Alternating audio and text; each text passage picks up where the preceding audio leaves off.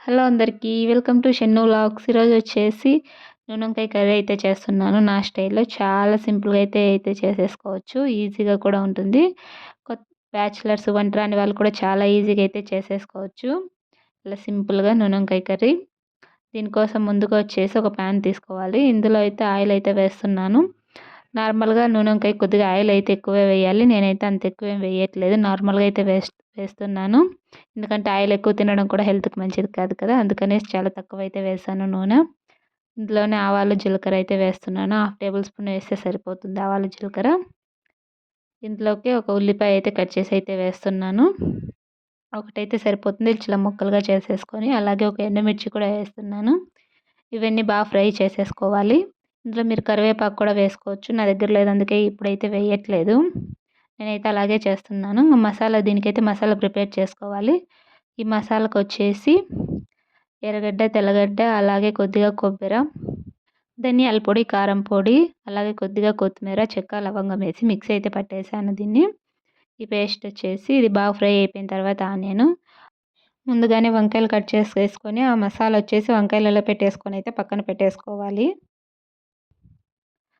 ఇది బాగా ఫ్రై అయిపోయిన తర్వాత వంకాయలు అయితే అందులో అయితే వేస్తున్నాను. ఈ టైంలో చిన్నగా లేకుంటే నూనె ఎగురుతుంది చేతులకి. చాలా వేడిగా ఉంటుంది కదా! ఇలా వంకాయలు వేసేసి మిగిలిన మసాలా అంతా అందులోనే వేసేస్తున్నాను. ఇప్పుడే వాటర్ పోయకోకుండా కాసేపు ఫ్రై అయిన తర్వాత వాటర్ పోస్తే కాసేపు వంకాయ అయితే కుక్ అవుతుంది. చూసారు కదా! ఇలా నూనెలో ఉడికేటప్పుడు ఒక చిన్న టమాటా అయితే కట్ చేసి అయితే అందులో అయితే వేస్తున్నాను.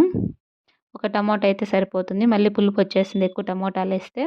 అందుకనేసి నేను ఒకటి చిన్నగా ముక్కలు కట్ చేసి అయితే వేస్తున్నాను. ఇలా అంతా బాగా కలిపేసి ఒక చిన్న గ్లాస్ వాటర్ అయితే వేశాను. ఇందులో పసుపు వేయడం మర్చిపోయాను. మసాలాలోనే పసుపు వేసి అయితే మిక్సీకి అయితే పట్టేసుకోవాలి. ఇక్కడ వచ్చేసి ఇందులోనే మసాలా కొట్టేటప్పుడు మీరు కావాలంటే శనగిత్తనాలు కూడా ఫ్రై చేసుకొని వేసేసుకోవచ్చు. నేను అందులో వేయలేదు. సపరేట్‌గా మిక్సీ పట్టుకొని అయితే వేస్తున్నాను పొడి. మీరు కావాలంటే మసాలాలోనైనా శనగిత్తనాలు ఫ్రై చేసుకొని అయితే వేసుకోవచ్చు. నేనైతే తర్వాత ఉడికేటప్పుడు అయితే వేస్తున్నాను. ఇలా వేసుకున్న టేస్ట్ చాలా బాగుంటుంది. చూసారు కదా! ఇలా అయితే శనగిత్తనాల పొడి వేసేసుకొని అయితే కలిపేసుకోవాలి. కాసేపు ఉడకనివ్వాలి. వంకాయ బాగా ఉడికిందానా.